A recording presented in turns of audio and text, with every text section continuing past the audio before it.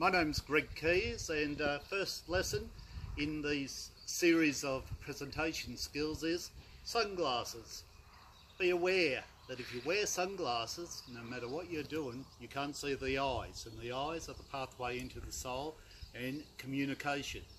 So bear that in mind if ever you're presenting, whether it's on stage or in front of an audience of any type.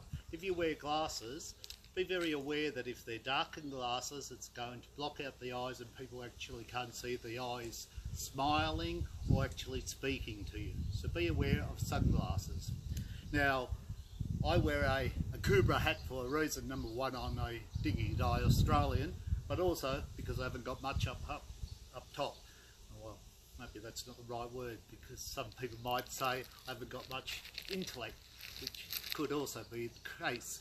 But this series of presentations is going to hopefully share a little bit of my intellect from what I've learnt in theatre and presentation over the past 3 or 4 decades. First lesson is today on the performance skill of projection.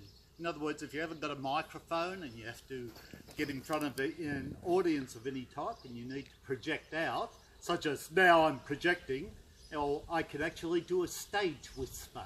And that's whispering, yet you can still hear me just as loud as though I'm projecting out fully. And how do I do that?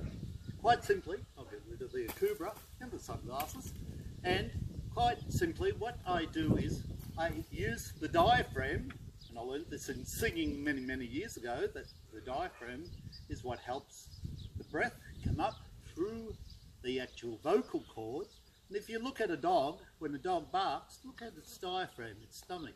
And that's why it can bark day and night, and not lose its voice. But you go to a football match, or some type of pop concert, or some concert that you actually love, and you get excited and you're yelling and screaming. Next day you wake up and you've got laryngitis. It's because you're not using the vocal cords correctly. You're not projecting correctly.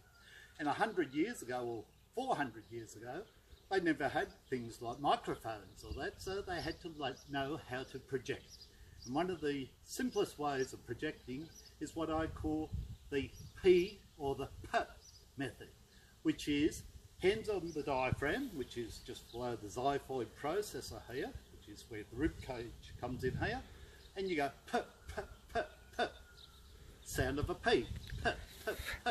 Then we use the phrase Peter Piper picked a pack of pickled peppers, or peas. What it does is it puts explosions at the front of the lips, and as you say the P, you actually bypass that power of the vocal cords hitting against each other, and it actually brings it to the front of the lips.